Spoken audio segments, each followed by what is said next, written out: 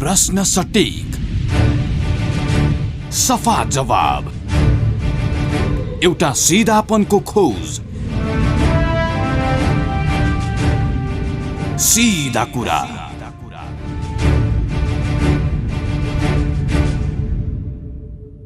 नमस्कार अनि हार्दिक स्वागत छ कार्यक्रम सीधा कुरामा। उपस्थित छु म खिम्बम। कार्यक्रम सीधा कुरा तपाईँ क्यापिटल एफएम 92.4 मेगाहर्ज काठमाडौँको केन्द्रीय स्टुडियो, पूर्व मोरङमा 101.3 मेगाहर्ज मोरङबाट तपाईँ सुनिरहनु भएको छ। पश्चिम पोखरामा 93.8 मेगाहर्ज मार्फत सुनिरहनु भएको छ र www.cfmonir.com मार्फत संसारैभर अनि क्यापिटल एचडी टिभीमा सुन्न र हेर्न सक्नुहुन्छ भने हाम्रो पात्रमा क्यापिटल एफएम 92.4 मेगाहर्ज सर्च गरेर हामीलाई सुन्न सक्नुहुनेछ। कार्यक्रम सीधा कुरामा हामी विशेष गरी देशको समसामयिक, राजनीतिक, सामाजिक, सांस्कृतिक विषयहरूमा सीधा प्रश्नको सीधा जवाफ लिने गर्छौं र आजको विषयवस्तु मैले अलि पृथक र फरक विषयवस्तु लिएर आएको छु र उपस्थित बनेको छु। मुलुक यतिखेर स्तब्ध बनेको छ। प्रदेश नम्बर 2 का तराईका जिल्लामा जुन हुन्डरीले बबन्डर मचाएको छ त्यहाँबाट धेरै जनताहरू त्रसित बनेका छन्। करिब 27 जनाले ज्यान गुमाउनु परेको छ। उक्त हुन्डरीका कारण भने 604 जना भन्दा बढी घाइतेहरू देशका विभिन्न अस्पतालमा उपचाररत रहेका छन्। अकल्पनीय हावाहुरी र आँधी बेहरीले निम्त्याएको यो अपूरणीय क्षतिको लागि के कस्ता प्रयासहरू गर्न सकिन्छ? अब विपद व्यवस्थापनलाई कसरी सहज बनाउन सकिन्छ? पीडितलाई कसरी राहत उपलब्ध गराउन सकिन्छ र पीडितलाई थप मलहम कसरी लगाउन सकिन्छ? अबको बहसको विषय यो बनेको छ। आज बिहान मात्रै मैले सामाजिक सञ्जालमा एउटा यस्ता तस्बिरहरू देखेँ जुन तस्बिर हेर्दा सबैको हृदय पक्कै रुनेछ। खुला आकाशमा बिना त्रिपाल जसरी ससाना बालबालिकादेखि लिएर आमा बुवाहरू त्यो खुला आकाशमा सुतिरहनु भएको त्यो दृश्य अत्यन्तै भयावह छ र यो अवस्थाबाट गुज्रिएका ती पीडितहरूलाई कसरी पुनर्स्थापना गर्न सकिन्छ र तत्कालै कसरी राहत दिन सकिन्छ? अहिलेको अवस्थामा एकदमै जोखिमपूर्ण रहेको छ त्यो एरिया जहाँ झाडापखालाको संक्रमण हुन सक्छ, विभिन्न रोगको संक्रमण हुन सक्छ। यो अवस्थाबाट कसरी बस्न सकिन्छ यिनै यावत विषयमा कुराकानी गर्छु र विगत लामो समयसम्म गृह मन्त्रालय अन्तर्गतको विपद जोखिम व्यवस्थापन शाखामा काम गरिसक्नुभएका, अनुभव बटुलिसक्नुभएका अर्थात् देशका विभिन्न जिल्लाहरूमा प्रमुख जिल्ला अधिकारीको भूमिका निर्वाह गरिसक्नुभएका पूर्व प्रशासक मैले आज मेरो अतिथि निम्ति आएको छु। विष्णु प्रसाद पोखरेल हाम्रो टेलिफोन सम्पर्कमा आइसक्नु भएको छ। पोखरेलजी, यहाँलाई स्वागत छ कार्यक्रम सीधा कुरामा। हस्, धन्यवाद, नमस्कार। जस्तो आँधी बेहरीले बारा र पर्सामा अकस्मात विपद आइलाग्यो, यहाँलाई पनि यो विषय ज्ञात छ। बासिन्दा समस्यामा छन्, जनप्रतिनिधि स्तब्ध छन्। अब विपद व्यवस्थापनको चाहिँ सुरुमा कस्तो तयारी हुनु पर्ला? हामी पीडितलाई कसरी उद्धार र राहतलाई सहज र व्यवस्थित बनाउन सक्छौँ? अब यो जुन विपदको विषयमा त अरू मैले भन्नु परेन होइन। जुन हावाहुरी, हुन्डरी, भूमरीले जुन यहाँ पीडा र प्रभाव पारेको छ, करिब मैले अघि भर्खरै नै सञ्चार मन्त्रीज्यूबाट को भनाइ सुनेका थिएँ। त्यसमा 7वटा गाउँ बस्तीहरू, 7-8वटा गाउँ बस्तीहरू विशेष खास प्रभावित भएको भन्ने सुनेको छ। अब त्यहाँ गर्नुपर्ने भनेको अब एक किसिमको खोजको काम हो। त्यहाँ जुन मान्छेहरू पीडित भएको छन् अथवा मानवीय क्षति भएको छ, खोजको काम करिब सकियो अथवा त्यो पनि निरन्तर रहला। अब भनेको राहत व्यवस्थापनको मुख्य कुरा हो। राहत व्यवस्थापनमा मुख्य त अब दुईटा पक्षहरू, एउटा त उनीहरूलाई सेल्टरमा ल्याएर उनीहरूलाई खाद्यान्न, बास र अरू एउटा बासमा चाहिने न्यूनतम कुराहरूको व्यवस्था। दोस्रो उपचारको कुरा। उपचारमा हस्पिटलमा उपचारको प्रबन्ध भइ पनि राखेको छ। साथसाथै त्यो पीडित रहेको जुन क्षेत्र छ त्यहाँ अब सामान्य उपचार हुन सक्छ। उपचार पनि अर्को पनि एउटा पछिमा ध्यान दिनुपर्छ। त्यसमा यो मनोसामाजिक परामर्श, जुन डराउने, तर्सने, झस्कने त्यो अवस्थाका छन् त्यहाँ बिरामीहरू, तिनीहरूलाई समेत ध्यानमा पुर्याउने गरेर त्यो क्षेत्रगतमा सेक्टरल रूपमा पनि त्यहाँ पठाउनु पर्ने आवश्यकता छ। अर्को अब यो जुन राहतको कुरा छ नि, राहत भनेको अब उनीहरूलाई बासमा जुन खाद्यान्न, खानेपानी लगायतका न्यूनतम कुराहरू पुर्याउनको लागि एउटा विशेष संयन्त्र र व्यवस्थापन गर्न आवश्यक छ। किनभने त्यहाँ राहत प्राप्त गर्नु त्यति असहज कुरा नहोला, किनभने त्यहाँ राहत सङ्कलन हुन्छ। त्यसलाई वितरण व्यवस्थापनको मुख्य समस्या हो। वितरण व्यवस्थापनको लागि अघि भनेअनुसार करिब करिब 7वटा प्रभावित गाउँ बस्ती रहेछन्। त्यो सेक्टरल रूपमा त्यहाँ एउटा संयन्त्र बनाएर अब केन्द्रबाट अथवा विभिन्न ठाउँबाट प्राप्त भएका राहत सामग्रीहरूलाई तत्त ठाउँमा पुर्याउने प्रबन्ध मिलाउनु पर्ने भयङ्कर चुनौतीपूर्ण कुरा हो।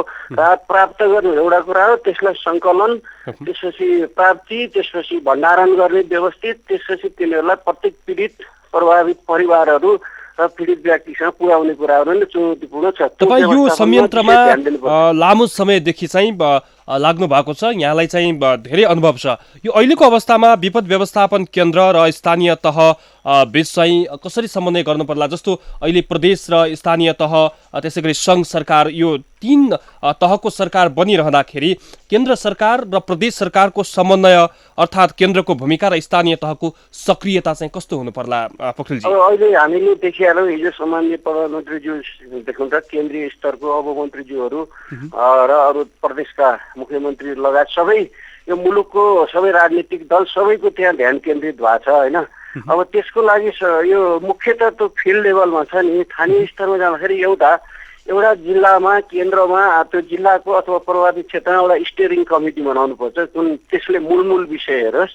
त्योभन्दा तल एउटा राहत सङ्कलन वितरण र जुन केन्द्रको रूपमा जिल्लामा अथवा त्यो प्रभावित क्षेत्रको लागि भने एउटा बनाउनु पर्यो। त्यस पछाडि प्रत्येक गाउँ बस्तीहरूमा पुर्याउने गरेर एउटा मेकानिजम र जिम्मेवारी सहितको, त्यसमा मेरो विचारमा त्यो जुन वार्ड छ, वार्ड अध्यक्ष अथवा सदस्यहरू जुन सेक्टरमा पर्नुहुन्छ उहाँलाई नै अगुवाई गर्न दिएर त्यसको साथमा हाम्रो निजामती तर्फको कुनै एउटा, त्यसपछि सेना, सशस्त्र, नेपाल प्रहरी, अरू रेड क्रस, उद्योग वाणिज्य सङ्घ, स्थानीय त्यहाँ सम्बद्ध सङ्घ संस्थाहरू, क्रियाशील सङ्घ संस्थाहरू सहितको एउटा संयन्त्र बनाउने त्यो एउटा।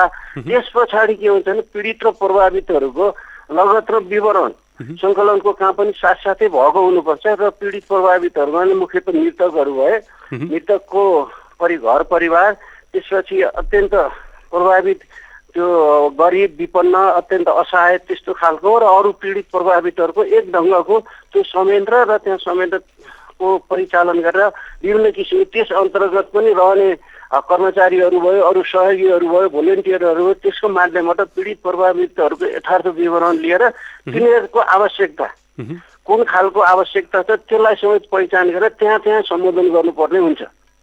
जस्तो हामी थोरै स्मरण गरौँ, विपद व्यवस्थापनमा स्थानीय जनप्रतिनिधिको चाहिँ महत्त्वपूर्ण भूमिका रहन्छ। तर मुलुक विगत 20 वर्ष जनप्रतिनिधिविहीन अवस्थामा रह्यो, त्यो बेला केन्द्र र स्थानीय स्तरमा कसरी समन्वय हुन्थ्यो? अलिकति जानकारी गराउनुहोस् न। त्यो एकदम ठिक कुरा गर्नुभयो, हामीले महसुस गरेको कुरा हो। मैले भूकम्प पनि प्रभावित जिल्लाको काम गरेको थिएँ म सिन्धुलीमा। त्यति बेला एकदम त्यो बिचमा ग्याप थियो कि हामीलाई एकदम अप्ठ्यारो थियो, कसलाई एकाउन्टेबल बनाउने, कसलाई जिम्मेवारी दिने भन्दाखेरि अहिले त त्यो कुरा छैन, एकदम सजिलो छ। किनभने जननिर्वाचित प्रतिनिधिहरू नै सबैको मान्य पनि हुन्छ। त्यति बेला कुनै एउटा पार्टीकालाई तोकाउँ त्यो पनि सबैको स्वीकार्य नहुने स्थिति थियो भने अहिले निर्वाचित जनप्रतिनिधि हुनुहुन्छ, उहाँको अगुवाई नेतृत्वमा अरू अघि नै मैले भनेको सबै सम्बन्धितहरू सबै सरकारहरू सहितको त्यसले लिड रोल लिनुपर्छ र विगतको जुन चाहिँ त्यो अभाव थियो त्यो चाहिँ अहिले पूर्ति छ, त्यसले सहज छ, त्यही माध्यमबाट जानुपर्छ।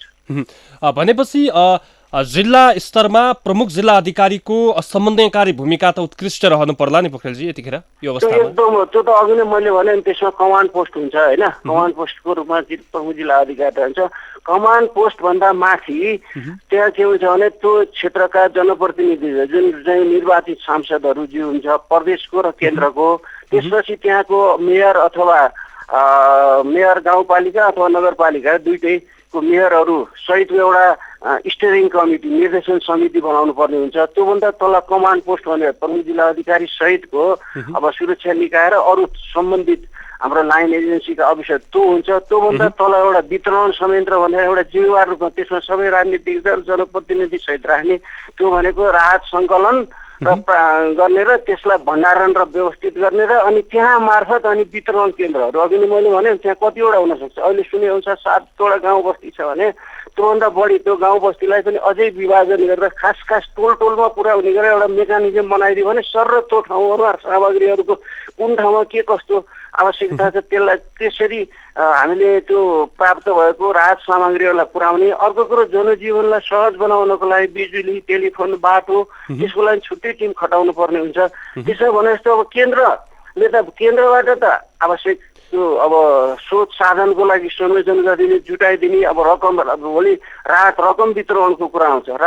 राहत रकम वितरण गर्दाखेरि वास्तवमा नगद वितरण सरकारी संयन्त्रतर्फबाट मात्रै जानुपर्ने हुन्छ। त्यहाँ अब वार्ड सचिवहरू छन् होइन, अब कर्मचारी खटाउने होला, किन गैर सरकारी संस्थाहरूको तर्फबाट नगद दियो भने धेरै झमेला र समस्या आएको हामीले देखेका छौँ। त्यसरी मिलाउनुपर्छ। यो अलिकति मैले थोरै प्रसङ्ग चाहिँ बदले, यो यतिखेर सान्दर्भिक होला नहोला, खास पीडितले राहत नपाउने अर्थात् राहत वितरणमै कठिनाइ हुने यसअघिका प्रशस्त उदाहरणहरू छन्, यहाँलाई पनि थाहा छ। तर कल्पनै नगरेको विपद आइलाग्दाखेरि अबको भूमिका चाहिँ कस्तो हुनुपर्छ, खास पीडितका राहत पुर्याउनका निम्ति कस्तो किसिमको प्रबन्ध मिलाइनुपर्छ? हाम्रा 2 नम्बर प्रदेशका श्रोताले हामीलाई यतिखेर सुनिरहनु भएको छ, हेरिरहनु भएको छ।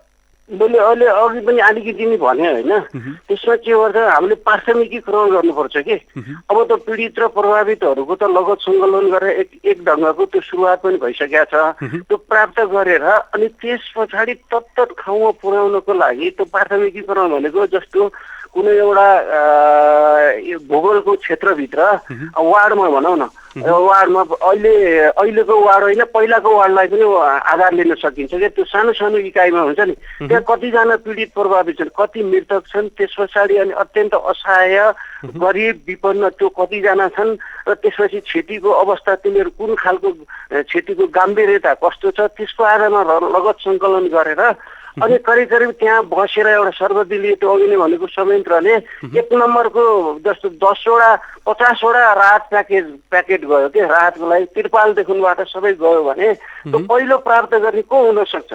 1 नम्बर 2 नम्बर 100औं मान्छेहरूको लिस्ट बनाउन सकिन्छ कि। त्यसरी पनि हाम्रो कुनै ठाउँमा अत्यन्त सक्रिय भएर हामीले भूकम्पको बेलामा कुनै गाविसहरूमा त्यो ढङ्गले गरेका थिए। कुनै ठाउँमा राहत सामग्री लिएर गयो अनि त्यहाँ लुछालुछ हुने, तानातान हुने, त्यहाँ अत्यन्त अव्यवस्थित हुने, त्यो वितरण अप्ठ्यारो हुन सक्छ। त्यतातिर ध्यान दिनुपर्छ कि प्राथमिकीकरण गरेर सूचीकरण गर्न सक्यो भने सबभन्दा राम्रो त्यो हुन्छ। त्यसलाई संयन्त्र मार्फत मोबिलाइज गर्नुपर्छ। अब जिल्लामा प्रमुख जिल्ला अधिकारीले त सामान्य उसले त त्यो समन्वय गर्दा र टेलिफोन रिसिभ गर्दा र केन्द्र र जिल्ला अनि यताबाट जाने विभिन्न अब राजनीतिक दलका नेतृत्व अरू मन्त्री सांसद यिनीहरूसँग भेट्दा र उनीहरूको कुरा सुन्दा मिडियाको कुरा गर्दै उनलाई त धेरै अत्यन्त व्यस्तताको बिचमा रहेको हुन्छ कि। त्यसो भए त संयन्त्र बनाइदियो भने त्यस मार्फत जान्छ। जस्तो पोखरेलजी, मैले एउटा कुरा कोट्याउन खोजेँ, विपद चाहिँ दैविक प्रकोप चाहिँ बाजा बजाएर आउँदैन भन्ने एउटा उक्ति नै छ होइन, भनिन्छ।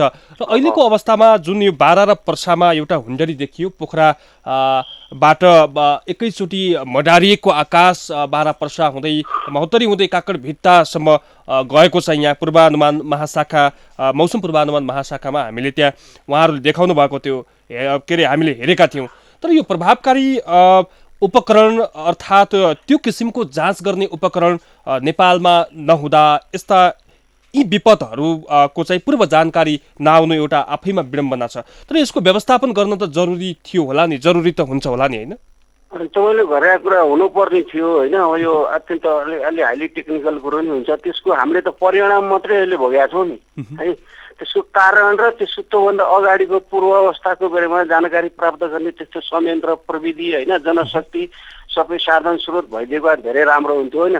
यस्तो कुरामा मलाई लाग्छ यो हाम्रो आफ्नो छैन भने पनि, किन विपद भनेको त यो सार्क स्तरमा नै हुन्छ, छिमेकी देशसँग सम्बन्धी हुन्छ। यदि हाम्रो तराईमा त्यस्तो खालको अवस्था आउने स्थिति थियो भने मलाई लाग्छ इन्डियाको तर्फ पनि नजिकको छ नि त भूभाग। यहाँलाई जानकारी छ नि, भारतको मौसम पूर्वानुमान शाखाले 60 किलोमिटर प्रति घण्टाका दरले भारतको मौसम पूर्वानुमान शाखाले 60 किलोमिटर प्रति घण्टाका दरले हावाहुरी आउन सक्छ भनेर प्रक्षेपण गरेको थियो। यहाँबाट पनि त हाम्रो पूर्वानुमान मौसम महाशाखाले चाहिँ अलिकति केही जानकारी दिनुपर्ने स्थिति त थियो होला नि होइन? होइन अब त्यो कहाँ ल्याप्सेस भयो भन्ने कुरो त मैले यहाँबाट भन्न सक्ने कुरो भएन होइन। त्यो यदि इन्डियामा त्यस्तो थियो भने सूचना परस्पर सूचना आदान प्रदान गर्ने त्यस्तो अवस्था, किनभने हाम्रो त भूगोल त जोडिएको थियो नि, त्यहाँ त भूगोल विपदले त कुरै सीमा र रेखा र भूगोलको हिसाबले त होइन, त्यहाँ त पीडा त जहाँ पनि हुनसक्यो। त्यही स्थिति अलिकति तलतिर गएको भए इन्डियातिर हुन सक्थ्यो नि होइन, रक्सोल साइडतिर जान सक्थ्यो, त्यस्तो हुन सक्थ्यो। त्यो तपाईँले भने जस्तो त्यस्तो आवश्यक त थियो।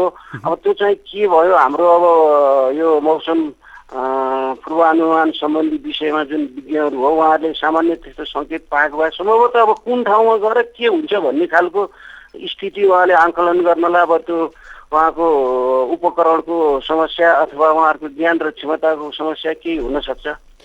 प्रदेश सरकार भए राम्रो हुन्थ्यो। प्रदेश सरकार स्थापना भएको छ, करिब करिब 1.5 वर्ष चाहिँ हामी प्रदेशको अनुभव गरिरहेका छौँ। हामी सङ्घीयतामा अभ्यस्त हुने प्रयास गरिरहेका छौँ। त्यहाँका जनप्रतिनिधिहरू प्रदेशलाई स्ट्रङ बनाउन, शक्तिशाली बनाउन अर्थात् त्यहाँको विकासका निम्ति आफ्नो क्षेत्रबाट कटिबद्ध हुनुहोला।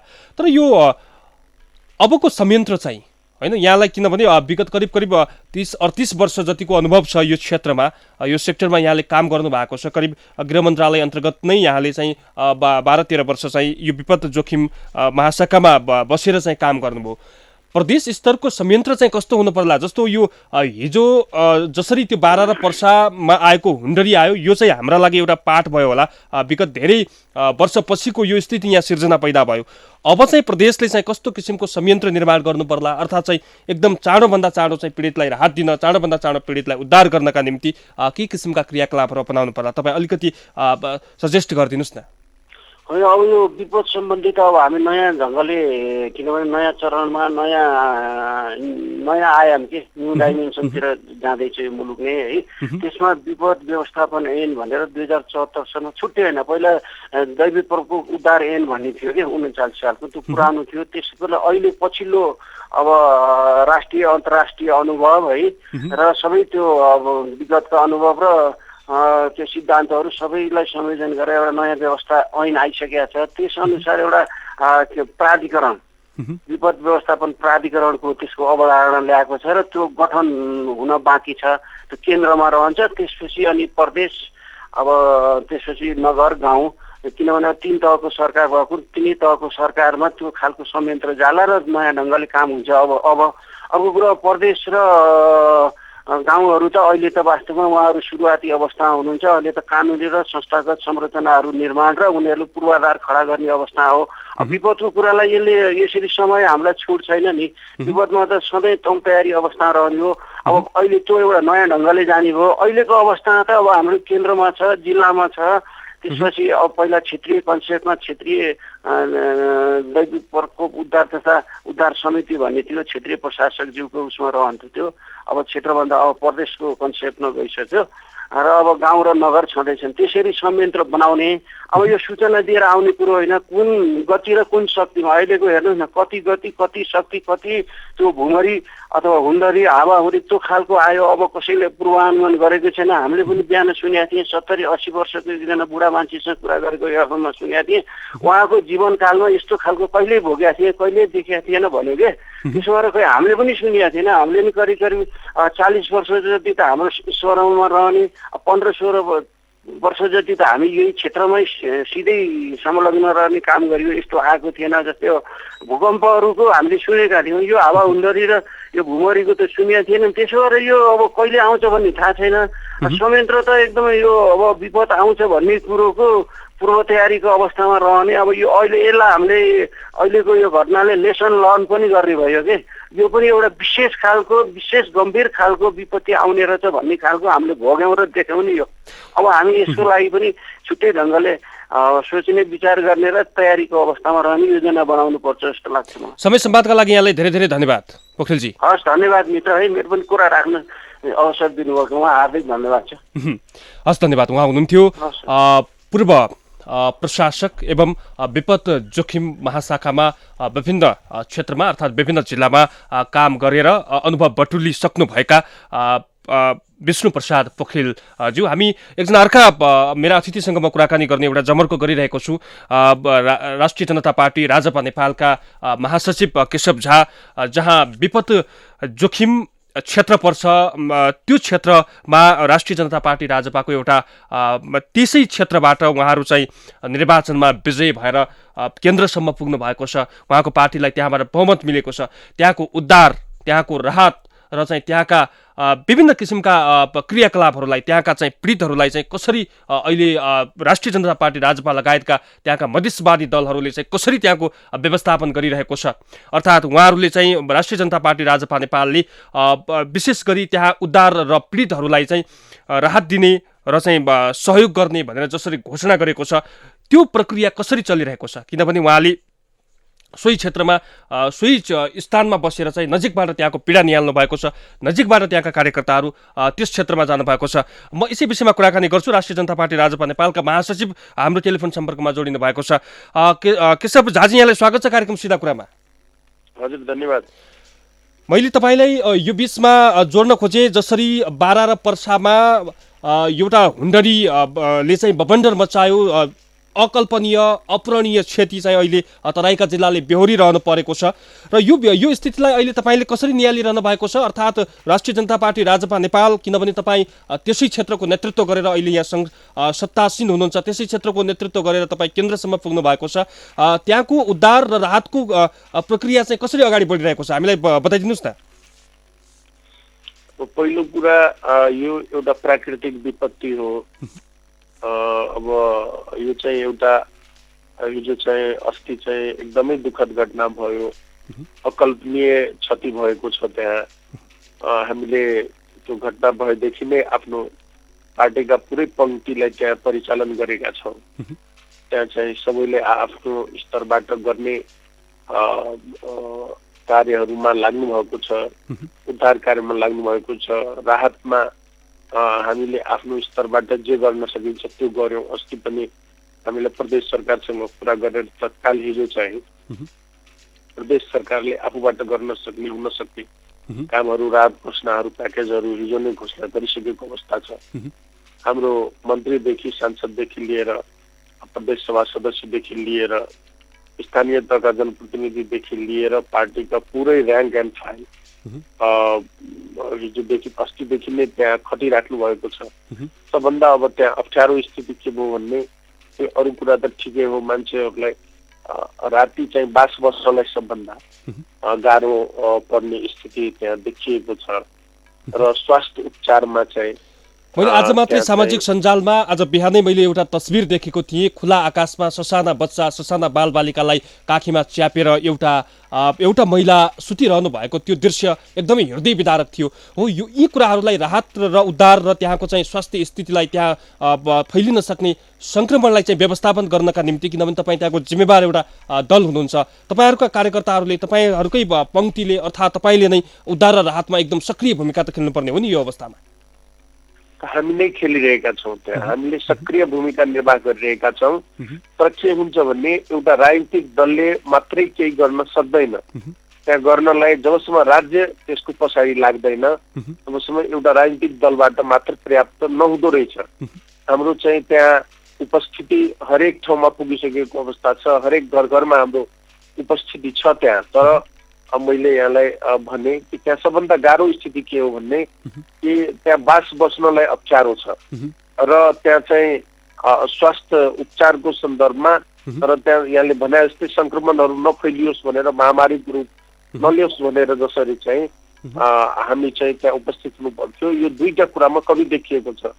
अब खानपानमा त्यति असहज छैन, चारैतिरबाट हामीलाई जसरी हामीले राहत सङ्कलन गर्यौँ त्यो राहतले त्यहाँ चाहिँ हामीले बाँड्ने काम गरेका छौँ। पार्टीले पनि आफ्नो स्तरबाट चाहिँ गर्न सक्ने सहयोगहरू गरेको छ। हामीले तत्कालै 5 लाख रुपियाँ हाम्रो पार्टीबाट सहयोग गरेर त्यहाँ चाहिँ यी तत्काल देखिने समस्याहरू जे छन् त्यो कुराहरूलाई समाधान गर्ने प्रयत्न गरिरहेका छौँ। अब हिजो चाहिँ जति प्रयत्न गर्दा पनि मेन कुरा त्यही बसोबासमै चाहिँ गाह्रो भयो। त्यसलाई कसरी व्यवस्थापन गर्न सकिएला? तपाईँले त्यहाँ नजिकबाट तपाईँ बुझ्नु भएको छ, त्यो क्षेत्रको तपाईँलाई धेरै ज्ञान छ। त्यसलाई व्यवस्थापन गर्नका निम्ति कसरी चाहिँ त्यो सहज स्थिति आउन सक्छ, कसरी चाहिँ त्यसलाई व्यवस्थित गर्न सकिन्छ? सबभन्दा बढी चाहिँ त्यहाँ एकदमै सबभन्दा बढी आवश्यकता भनेको त्रिपालको अहिले आवश्यकता छ। त्यो टेम्पोररी को लागि चाहिँ अस्थायी बसोबासको निम्ति सबभन्दा बढी त्रिपालको आवश्यकता छ। त्रिपालपछि चाहिँ त्यहाँ आवश्यकता भनेको मेडिकल टिमहरूको आवश्यकता छ। त्यो दुईटा कुरा तत्काल चाहिँ हामीले बढीभन्दा बढी जति त्यहाँ पठाउन सक्यौँ त्यसले चाहिँ त्यहाँ अलिकति राहत हुन्छ। अन्य कुराहरूमा हामीले खाद्यान्न सामग्रीदेखि लिएर पिउने पानीदेखि लिएर त्यो कुराहरूमा हामीले खास ध्यान दिएका छौँ। त्यसमा खासै हामीले अप्ठ्यारो हुन दिएका छैनौँ। मुलुक सङ्घीयतामा अभ्यस्त हुँदैछ झाजी, जसरी यो विपद जोखिम न्यूनीकरण अर्थात् व्यवस्थापन गर्नका निम्ति यो पहिलाको जुन एउटा संयन्त्र थियो र चाहिँ अहिले प्रदेश सरकार स्थापना भइसकेपछि जति एकदम चाँडो तरिकाले एकदम छिटै तरिकाले चाहिँ जसरी राहत र उद्धार कार्य सुसम्पन्न हुनुपर्ने थियो त्यो अवस्था त्यहाँ देखिएको हो, यहाँले कसरी निहाल्नु भएको छ?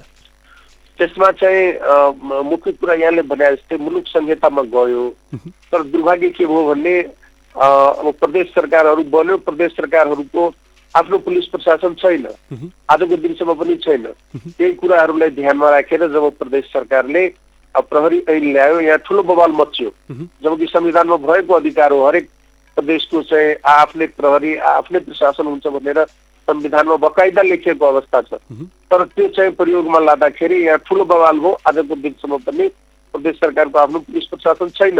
त्यस कारणले गर्दाखेरि प्रदेश सरकार जसरी उपस्थित हुनु पर्थ्यो सरकारको रूपमा त्यो हुन सकेन। दलीय रूपमा हामीले हाम्रो नेता कार्यकर्तालाई पठाएर आम जनतालाई पठाएर त्यहाँ चाहिँ हामीले सहयोग गर्ने कामहरू गरिरहेका छौँ। त्यसमा यद्यपि त्यो कुरामा हामीले कमी हुन दिएका छैनौँ। रह्यो सवाल प्रदेश सरकारको अत्यन्तै न्यून साधन स्रोत छ र पनि प्रदेश सरकारले जसरी तत्परता देखाएको छ, जसरी बिहानै प्रदेश सरकारले राहत घोषणा गर्नेदेखि लिएर उपचारको लागि जसरी प्रदेश सरकार अगाडि आएको छ, घर घरै यहाँ प्रदेश सरकार जसरी उपस्थित भएको छ, हामीले हाम्रो तर्फबाट कुनै कसर बाँकी राखेका छैनौँ।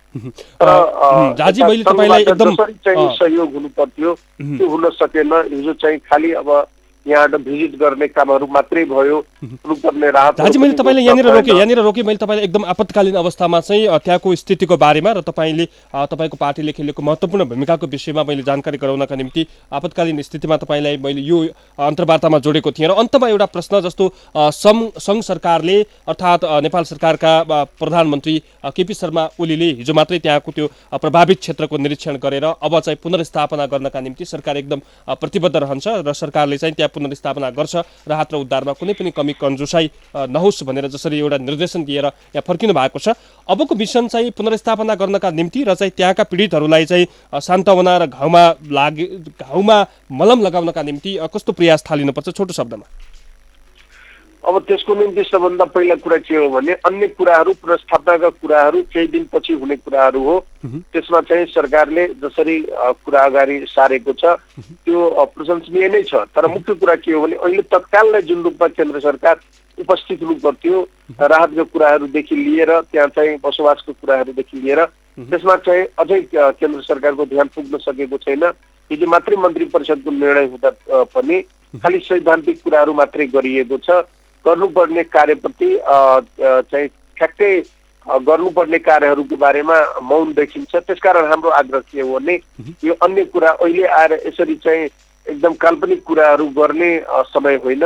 हामीले गर्ने काम पर्टिकुलरली एकदम हेरेर अरू केही होइन। सबभन्दा पहिला अस्थायी बसोबासको कुरामा ध्यान दिनु पर्यो सरकारले तत्काल, र चाहिँ त्यहाँ चाहिँ मेडिकल टिम पर्याप्त रूपमा चाहिँ पठाउनु पर्यो। त्यहाँ सरसफाइका कुरामा चाहिँ तत्कालै केन्द्र सरकारले भूमिका निर्वाह गर्नुपर्छ जस्तो लाग्छ। हस्, यहाँलाई समय संवादका लागि धेरै धेरै धन्यवाद झाजी। हस् त, धन्यवाद। उहाँ हुनुहुन्थ्यो राष्ट्रिय जनता पार्टी राजपा नेपालका महासचिव केशव झा। र आज हामीले विशेष गरी बारा र पर्सामा गएको जो विपद छ त्यो आपतलाई चाहिँ कसरी व्यवस्थित गर्न सकिन्छ, कसरी चाहिँ त्यहाँ भएका पीडितहरूलाई चाहिँ राहत र उद्धार गर्न सकिन्छ, अर्थात् उनीहरूको पुनर्स्थापना कसरी गर्न सकिन्छ। अहिले एउटा ठुलो झमेला फेरि सिर्जना भएको छ। जसरी त्यहाँ एकदम आपत पर्यो, विपद आइलाग्यो र त्यसपछि देखिने सङ्क्रमणका विषय, खानपानदेखि लिएर सुरक्षित स्वास्थ्यका निम्ति चाहिँ एकदमै महत्त्वपूर्ण रोल अर्थात् महत्त्वपूर्ण भूमिका त्यहाँ खेल्नुपर्ने देखिन्छ, किनभने महामारी फैलिसकेपछि फेरि एउटा अर्को घटना निम्टिन सक्छ, अर्को बमण्डर त्यहाँ बच्चिन सक्छ। यो विषयलाई ध्यानमा राखेर विपद व्यवस्थापन र विपद राहत वितरणलाई ध्यान दिनुपर्छ भनेर हामीले आज बहस गऱ्यौँ। र आजको बहसका निम्ति मैले मेरा अतिथि निम्त्याएको थिएँ पूर्व प्रशासक अर्थात् विपद जोखिम व्यवस्थापनमा लामो समय अनुभव गरिसक्नुभएका विष्णु प्रसाद पोखरेल र प्रदेश नम्बर 2 को बारा र पर्सा तराईका जिल्लामा गएको त्यो हुन्डरीले निम्त्याएको परिणामलाई कसरी नियालिरहेको छ त राष्ट्रिय जनता पार्टी, किनभने त्यही क्षेत्रको प्रतिनिधित्व गरिरहेको छ। यसै विषयमा चाहिँ आज हामीले बहसका निम्ति केशव झालाई मैले बिचमा जोडेको थिएँ। उहाँ चाहिँ राजपाका महासचिव हुनुहुन्छ। आजको बहस यहाँलाई कस्तो लाग्यो? जस्तो लाग्यो त्यस्तै प्रतिक्रिया दिनुहोला भन्दै खेमबम बिदा हुन्छु। नमस्कार। प्रश्न सटीक, सफा जवाब, एउटा सिधापनको खोज, सीधा कुरा।